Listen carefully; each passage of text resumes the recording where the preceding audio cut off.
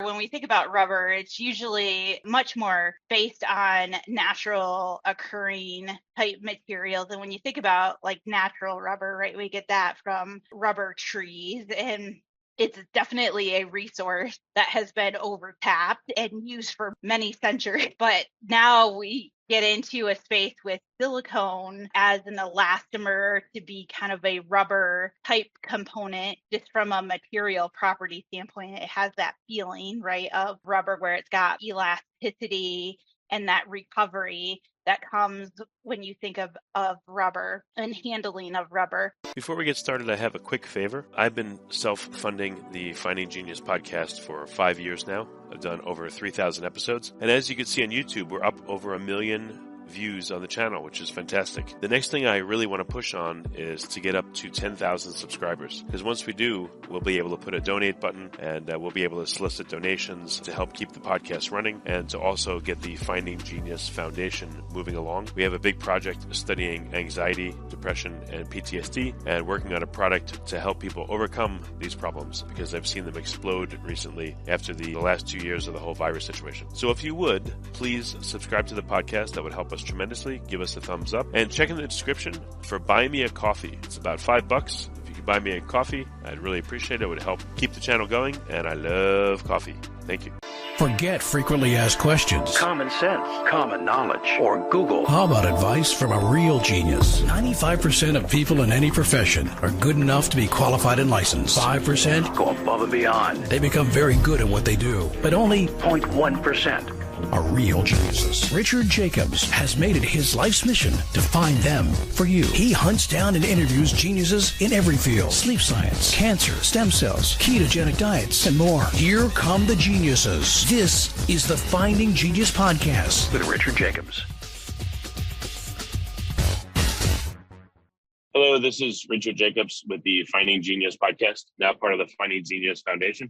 I have Michelle Cummings. She's a Senior R&D Leader at Dow Performance Silicones.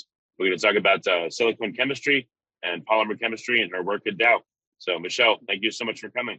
Thank you so much for having me. Yeah, I've worked at Dow as part of Dow Corning and Dow Chemical now for 25 years, and been in silicone polymer space doing research that full time. So curious to know what kind of things, come to mind when you think about silicone polymers and polymer chemistry. Well, when I think of silicone, I think of silicone wafers. When I think of silicone, for some reason, I think of breast implants, but I know it's not even close to that. Or I think of cookware. You have like a silicone rubber end to a spatula or things like that. So, it's probably what other people just out in the world think about would be my guess. But that's what comes to mind. But what are you working on? Yeah, so those are definitely, I think, applications that consumers pretty readily associate with silicone and silicon when you're talking about kind of on the wafer side of things. So yeah, I've been working on silicone elastomers, adhesives, sealants,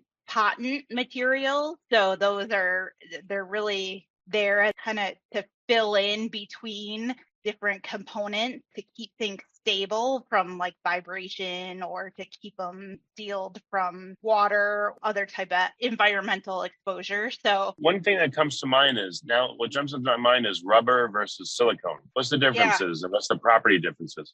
Yeah, so rubber, when we think about rubber, it's usually much more based on natural occurring type materials. And when you think about like natural rubber, right, we get that from rubber trees, and it's definitely a resource that has been overtapped and used for many centuries. But now we get into a space with silicone as an elastomer to be kind of a rubber type component. Just from a material property standpoint, it has that feeling, right, of rubber where it's got elasticity and that recovery that comes when you think of rubber and handling of rubber. But it definitely exhibits properties where you have much better high temperature stability than like a butyl rubber that is made from more carbon chain molecules than from the silicone oxygen chain molecules. So it's an organic chemistry based rubber, butyl rubber versus that silicone rubber that is silicon oxygen backbone. So silicon oxygen gives you a lot more flexibility, and you can have a much longer chain polymer and have a lot more flexibility with silicone than you can with an organic material. Typically with an organic material, the longer the chain you go, the higher or the more easily you can crystallize the material. So it becomes harder faster. So since you have a silicon oxygen backbone, I guess it's not going to oxidize because it already is. So would it be resistant to wear and tear more than rubber that could oxidize and break apart? Yeah, so absolutely. Yeah, so high temperature thermal stability is one of the primary reasons that people use silicone polymers to create silicone elastomers or silicone rubbers, because it does, well, one, has that flexibility, right? But then two, it is that high temperature resistance. So we could be up in the 250 degrees C without seeing significant degradation, where if you put an organic rubber under those conditions, quickly can get that material to essentially degrade and burn down to basic carbon molecules. Okay. And then also because, again, you have silicon oxide backbone, is it hydrophilic? I mean, does it get wet and stay wet easy? Maybe there's some van der Waals bonding. Yeah, hydrogen bonding from water? It's actually, so silicone, the SiO backbone, we also think about what are the other functional groups on there. And typically standard silicone typically has methyl groups as those other functional groups attached to that silicone. So silicone can have four bonds around it, right? So you have one bond to the oxygen, and then typically the other three bonds, like on a terminal end of a polymer, those are typically methyl groups, or the CH3. And with that combination like that, it makes it actually very hydrophobic. So it resists water, and that's why silicone is used for water repellents and, waterproofing coatings and that kind of thing, because it does resist water and a low surface energy. So it speeds that water up pretty significantly and repels. Okay. And then since it can have methyl functional group, are there any silicon natural rubber hybrids? Since it can bond to, carbon, which can have also all kinds of active groups on it. Like, why couldn't you bond, have a silicon, rubber type hybrid where the two are bonded together? Yeah, and I think this is where, naming and how we talk about silicone and silicone chemistry gets a little bit, I guess, difficult to distinguish between a pure silicone material and a hybrid material where you would have silicone organic. So for all silicone polymers, you have the silicon oxygen backbone, but you always have some carbon-based organic functional group to make the material do what you want it to do. So even when we talk about a 100% silicone elastomer, if we use, for example, a heat-cured chemistry to cross-link polymers into an elastomer, we have hydrogen, typically a hydrogen group and a vinyl group that we're cross-linking together. Well, that hydrogen group and that vinyl group, that's considered, organic groups on that silicone backbone in order to enable that chemistry to happen. But yet we classify it under a 100% silicone elastomer material. So many times those levers that we have to either change the cure mechanism, whether that be condensation cure or heat cure or UV cure, those are all organic functional groups that we're putting on the silicon oxygen backbone, either at the end in the terminal position or in the middle, which is considered the pennant position along the silicone polymer. So when you think about it like that, right? I mean, technically you could be like, oh, well, you have organic and silicone together, right? So that could be a hybrid. But a silicone hybrid, like you typically have a much greater abundant organic content on that silicone reacted onto that silicone backbone, or as like a copolymer or something like that, in order to be So really what's the considered a hybrid. Before we continue, I've been personally funding the Finding Genius podcast for 4.5 years now, which has led to 2,700 plus interviews of clinicians, researchers, scientists, CEOs, and other amazing people who are working to advance science and improve our lives and our world. Even though this podcast gets 100,000 plus downloads a month, we need your help to reach hundreds of thousands more worldwide. Please visit findinggeniuspodcast.com and click on Support Us. We have 3 levels of membership from $10 to $49 a month, including perks such as the ability to see ahead in our interview calendar and ask questions of upcoming guests, transcripts of podcasts you're interested in, the ability to request specific topics or guests, and more. Visit findinggeniuspodcast.com and click Support Us today. Now back to the show. What's the degradation significance then? So if you have silicone, that's really degraded, does the backbone forever preserves, or does it break apart and the backbone breaks apart too?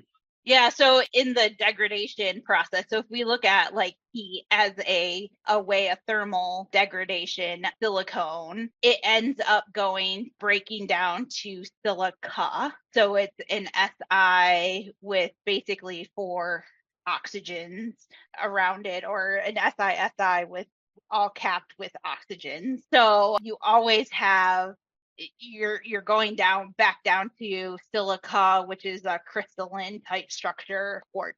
So quartz is a silica.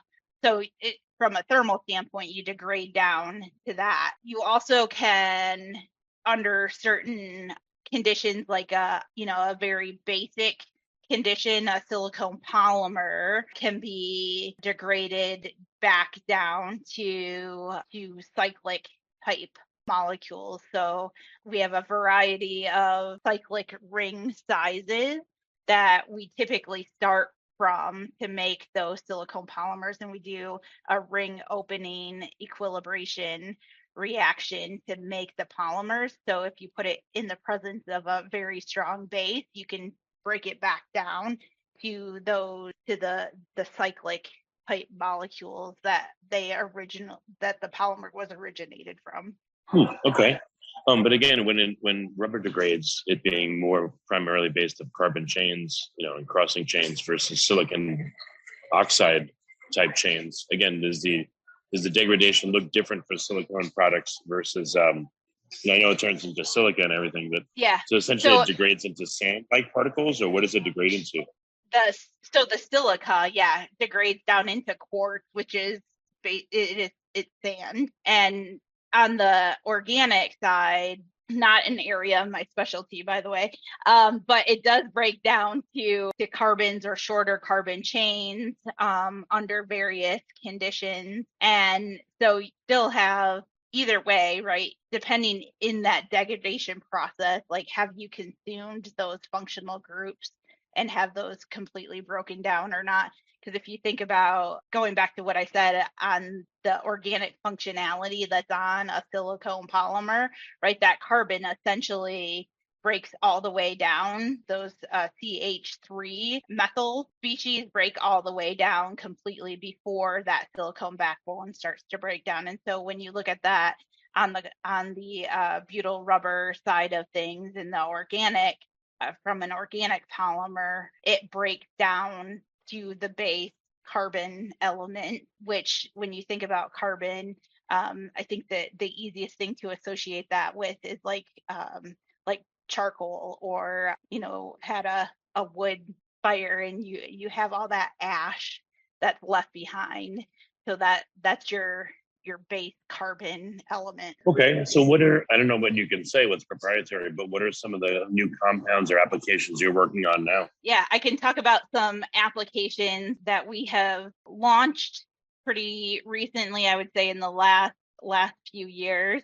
So one thing that I worked on, so I switched from an individual contributor and platform leader to a people group leader just about 3 years ago. So what I was working on before I became a group leader is optical moldable silicone materials for LED lighting. And so these are lenses that are made out of clear silicone elastomer materials that are cross-linked with heat through what we call hydrosilation. And that's the hydrogen and the vinyl groups being cross-linked with a metal catalyst.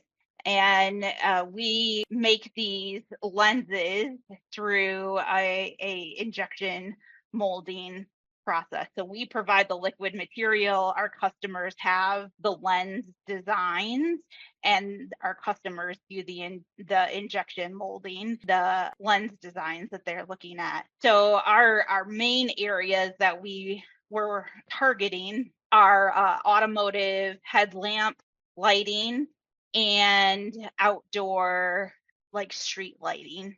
And so we make those liquid optically clear materials that our customers then can make into any configuration that they have in mind for specifically targeting those types of applications. But there's a wide range of areas that clear optical silicone materials can be used today when it comes to lighting in general. So yeah, one particular area that I think the public at least in the US will start to become a little more familiar with, that is absolutely enabled by silicone elastomer, is called an adaptive driving beam headlamp.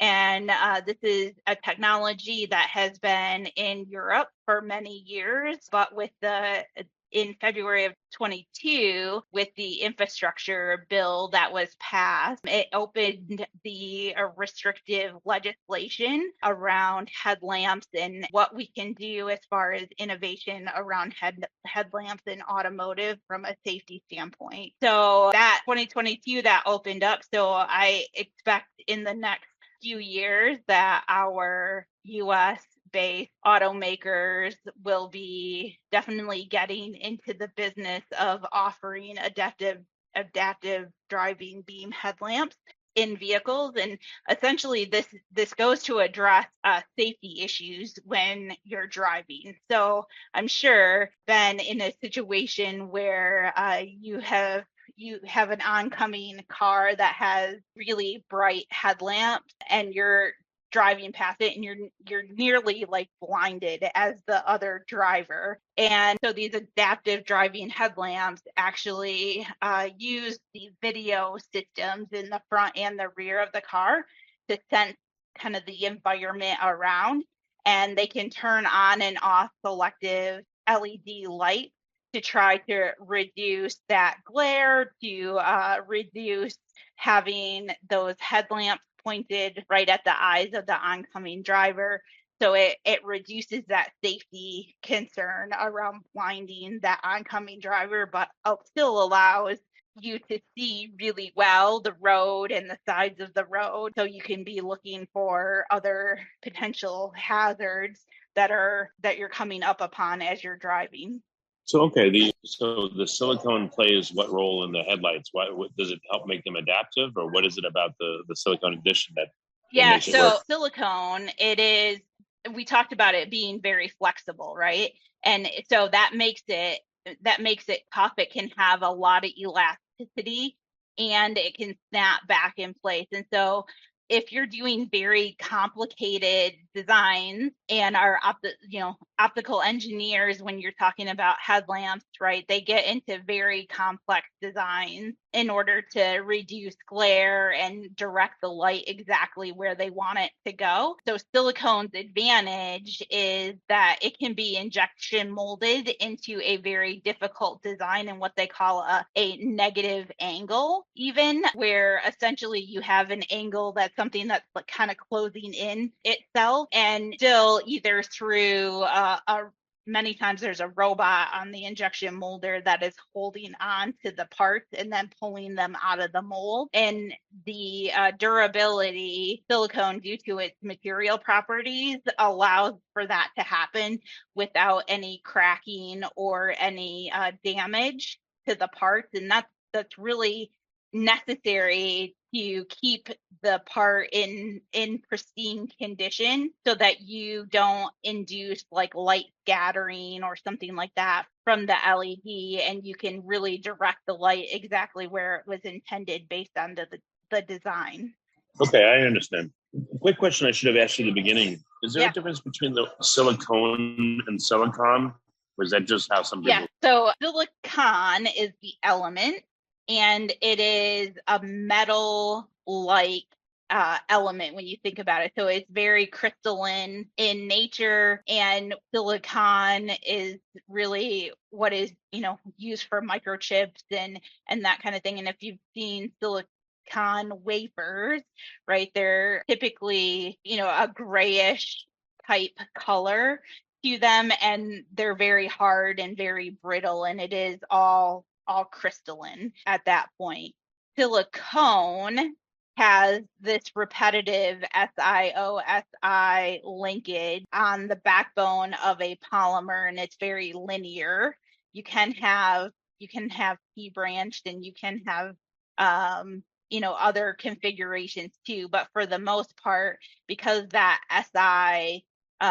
SiO repeating linkage, it allows for a lot of flexibility. And so silicone typically is very, very flexible and very non-metallic like. Okay, thank you for clarifying. So what is the best place for people to get an idea of the products that are coming from Dow Corning or Dow Chemical, and what's on the horizon? I don't know, what's on the schedule for the future. Yeah, what's on the horizon? Yeah, absolutely. So silicones in general play in essentially every market that you could think of from a consumer standpoint. So home and personal care, automotive, of course, we've talked about a little bit, building and construction. So silicone sealants have had a very, very long-standing record in like building infrastructure. So especially the buildings that have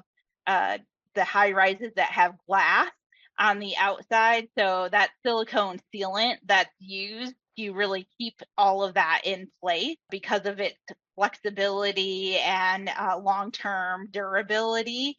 It's the product of choice for those types of applications. We also play in the textile space. So one thing that you'll see is with some of the regulations around PFAS coming through, the textiles industry is really pushing to eliminate PFAS as any type of water resistant or waterproof coating on any textile. And so last year we launched a silicone durable water repellent coating for textiles. So we're getting into that space to try to, help with improving our environment and, pushing forward with sustainability, something that isn't going to be like harmful from a persistent standpoint, like we've seen with PFAS and the resulting materials that stay in the environment there. So those are some of the markets that we definitely are kind of striving to continue to have a presence in. The other one that most consumers probably aren't so familiar with and didn't know that silicone went into all of that technology were especially consumer electronics. So there's a lot of adhesives and sealants that are silicone based used in consumer electronics today to help your cell phone be waterproof, for example. So I think as we continue to see areas around consumer electronics grow in transportation, we see this push towards electric vehicle and electrification of vehicles. Silicones have a huge play there in helping to drive that technology forward. And then, as I said, those other markets that we that we play in, we've kind of had this long-standing relationship with. So we have a lot of market knowledge around what's needed and continue to try to improve there and increase products on the market that do meet a lot of sustainability goals that our customers are striving for also. So we're all kind of working together to try to have materials and use materials in a really smart way, thinking about, what's the impact on the environment overall and how can we do the best that we can and provide the performance that's necessary that consumers are asking for. Okay. Well, very good. Michelle, thank you so much for coming on the podcast. You're a good guest and I appreciate it. Thank you so much. I enjoyed being here. If you like this podcast, please click the link in the description to subscribe and review us on iTunes. You've been listening to the Finding Genius podcast with Richard Jacobs. If you like what you hear, be sure to review and subscribe to the Finding Genius podcast on iTunes or wherever you listen to podcasts. And want to be smarter than everybody else? Become a premium member at findinggeniuspodcast.com. This podcast is for information only. No advice of any kind is being given. Any action you take or don't take as a result of listening is your sole responsibility. Consult professionals when advice is needed.